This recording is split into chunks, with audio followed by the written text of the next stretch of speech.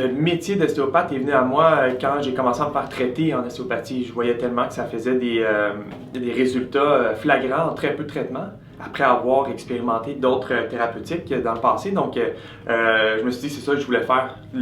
Jouer à où est Charlie dans le corps, qu'est-ce qui cause le problème, là, c'est ce qui m'intéressait le plus. Puis, je me suis dit que quand j'allais finir ma carrière sportive, bien, j'allais commencer l'école en ostéopathie tout de suite. Le collège, on m'a parlé du collège la première fois parce que la première ostéopathe que j'ai vue venait du collège. Puis elle m'expliquait tellement de façon vulgarisée ce qu'elle faisait, ce qui me permettait de bien comprendre. Puis c'était un peu un cours 101 d'ostéopathie à chaque traitement. Donc je me suis dit, elle a étudié où? J'ai essayé de comprendre l'éducation, le cheminement scolaire qu'elle a fait. Puis elle m'a dit qu'il y avait seulement 2 écoles la plus reconnues, dont le CEO qui offre un temps plein aux étudiants, qui permet finalement à tous étudiants d'avoir l'opportunité de commencer en ostéopathie, et non seulement ceux qui ont déjà un background en santé. Donc le choix était assez simple pour moi, c'était le CEO pour son temps plein, mais aussi pour l'éducation la plus complète.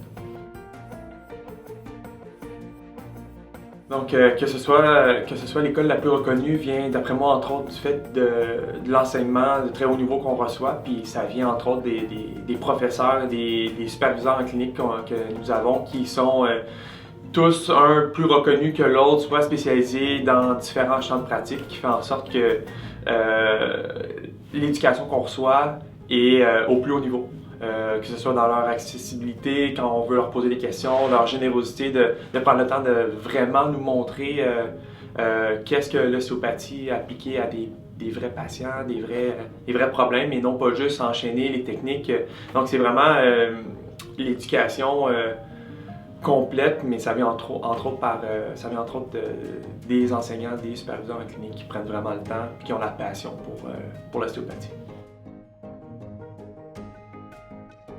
La vie étudiante au collège est bien active. L'association étudiante s'occupe de planifier et organiser différentes activités, que ce soit les soirées de fin de session ou bien à travers les différents clubs pratiques qui permettent aux étudiants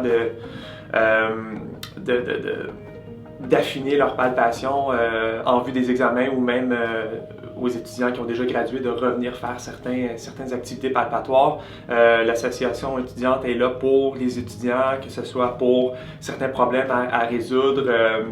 Donc on essaie d'augmenter la vie étudiante à travers les différentes activités et les différentes organisations qu'on fait. Donc la vie étudiante au collège, elle est bien présente, puis elle est là pour rester.